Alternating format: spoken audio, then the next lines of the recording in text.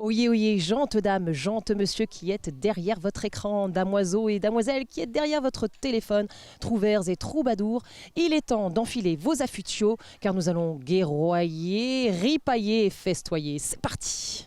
Alors, je suis avec Amélie Battard qui est la responsable de la communication et du développement des publics ici à la commanderie d'Arville. On a un petit bout qui fait du bruit mais c'est normal. Bonjour Amanda. Ça va bien? Bienvenue à la commanderie d'Arville. Écoutez, très bien, nous sommes contents. Alors forcément, il fait beau, c'est un peu la période, mais bon, c'est vrai que nous on est ravis quand même. Il fait pas trop chaud non plus, on a un peu de vent sur le site et on est très contents parce qu'on a déjà beaucoup de monde.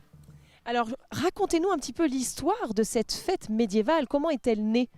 Alors, elle est née en 2008 à l'occasion d'un campement. On avait un gros campement qui s'installait sur le site et puis un peu au dépoté, on s'est dit pourquoi pas créer une fête médiévale, c'est l'été, c'est vrai qu'il y a quand même pas mal de monde sur le territoire.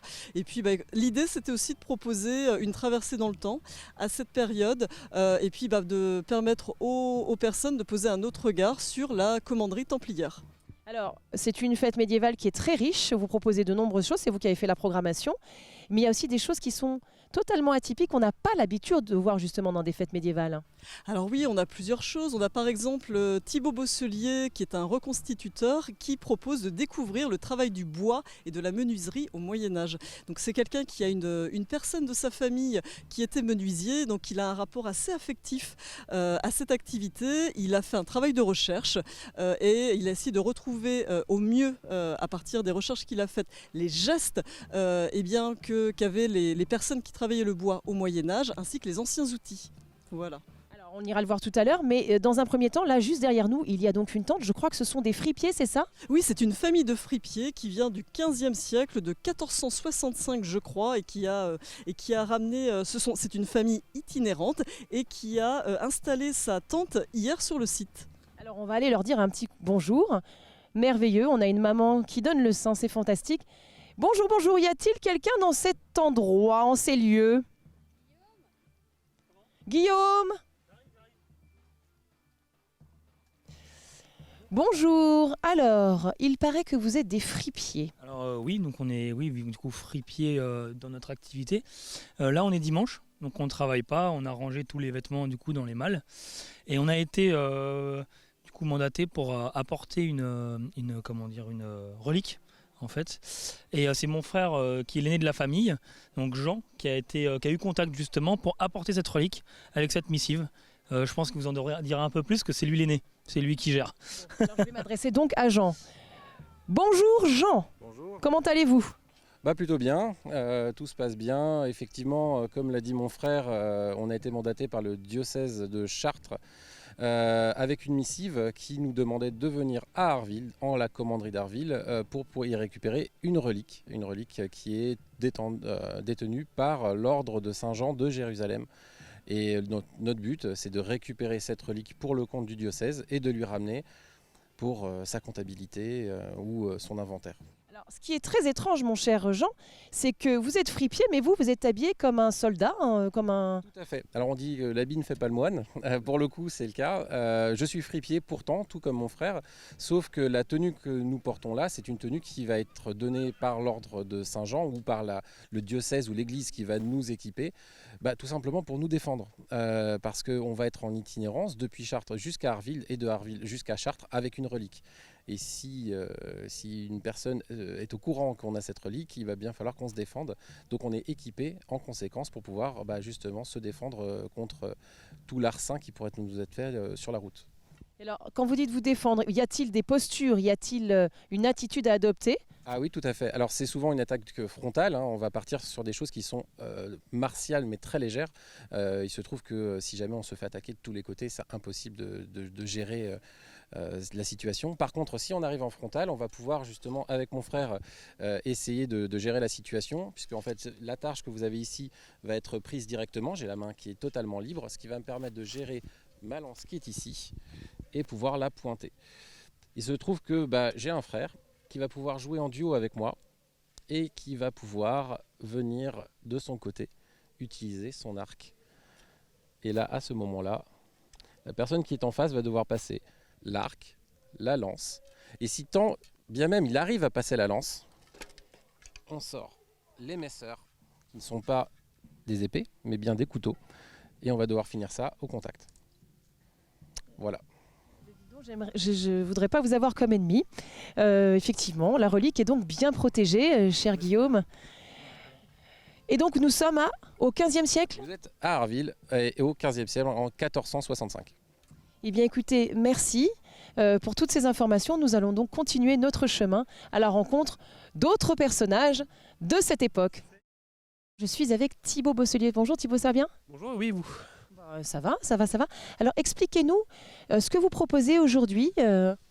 Alors je présente un atelier de menuiserie, c'est-à-dire le travail du bois de manière indépendante. C'est-à-dire qu'on doit être capable de faire abattre un arbre, faire de la petite charpente, scier, faire des épées, des objets. Et je propose aussi des activités comme là par exemple la construction d'une épée. Donc ce qu'on voit là, le petit jeune homme, il est en train de construire une épée. C'est ça. Donc il a fait une première partie où à partir des morceaux de bois qui sont ici présents, on est venu utiliser la plane pour enlever la matière et enlever de l'écorce, faire une surface bien plane. Et de là, en fait, il est en train de creuser pour pouvoir y insérer la garde que je suis en train de tailler. Alors, à la fin, ça va ressembler. À la fin, en fait, il va devoir avoir un résultat comme ça. Donc en fait, le trou qu'il est en train de faire, c'est cet endroit-là. C'est celui-là. Voilà, il va faire cette partie-là. Ensuite, on va y insérer la garde et après, on va encorder le manche pour garder de la solidité, pour pas que le bois se fonde après. Et alors c'est difficile parce qu'il a l'air ça a l'air d'être un petit peu dur pour lui, hein, j'ai l'impression. Difficile, non. Long, oui. On va lui poser peut-être la question. Bonjour jeune homme, ça va? Bonjour. Comment tu t'appelles? Florent, Alors Florent, c'est dur ou pas, ou ça va? ça va encore, c'est long. C'est long. La première chose que tu as faite, enlever l'écorce, c'était plus facile? Oui, c'était beaucoup plus facile. Et ça te plaît? Tu es content de faire une épée? Oui, C'est la première fois que tu fais ça? Oui. Quel âge as-tu? 10 ans. Et alors après, t'aimerais repartir avec Florent ou pas? Oui, Alors est-ce que Florent va avoir le droit de repartir avec cette épée, mon cher Thibaut? Bah, pour l'instant, il est juste apprenti, donc non. Mais suite à un adoubement, oui, il pourra partir après, parce qu'il sera chevalier et il y aura peut-être même un petit combat si ça lui dit. Un combat avec vous? Oui, bien sûr. Bien sûr, sinon c'est Vous avez vu votre gabarit, vous avez vu le sien. Qu'est-ce que c'est que cette histoire, Thibaut? uniquement le talent. Uniquement le talent. Mais vu comme il est parti, je pense que je vais me faire abattre à plate couture. Excusez-moi. Et alors, là, on est sur le travail du bois, donc on est toujours au XVe siècle ou... Plus 14e. Plus 14e. On est vraiment, en fait, c'est des outils qui sont inspirés des vitraux, des recueils. En l'occurrence, toutes les scies sont des scies qui ont été refaites à partir des vitraux de la cathédrale de Troyes. Beaucoup de représentations de Saint-Joseph. Et en fait, ce sont des outils qu'on va retrouver dans des livres ou dans des grimoires qui vont être remis en état, retransformés, retravaillés. Et à partir de ça, on va essayer de trouver les anciennes techniques, comment est-ce qu'on travaillait le bois avant, et du coup, quels objets on pouvait faire. Par exemple, avec le tour à bois que vous trouvez juste derrière là. Ce principe de tour à bois, en fait, ça date d'un vitrail d'une église de l'Aube. Et à partir de ce vitrail, en fait, on a pu comprendre que la structure était que de l'emballage. Réellement, ce qui est important, c'était ces deux contrepointes-là. Par exemple, en forêt, on va juste mettre deux contrepointes contre deux arbres, une branche en haut pour la perche, une corde, l'objet qu'on veut tourner, une branche en bas. Et après, le principe est simple. Quand j'appuie sur la pédale, je vais venir tendre ma corde qui va faire tourner mon morceau de bois dans un sens. Ma perche qui est flexible va venir suivre le mouvement. Et quand je relâche, la perche va reprendre sa place, faire tourner mon morceau de bois dans le sens et je peux ainsi travailler. Et après, on va venir creuser avec différents outils, par exemple une gouge, une plane. Eh bien, merci Thibaut. Nous, on vous laisse à votre démonstration et on continue notre chemin. Merci Florent. Merci.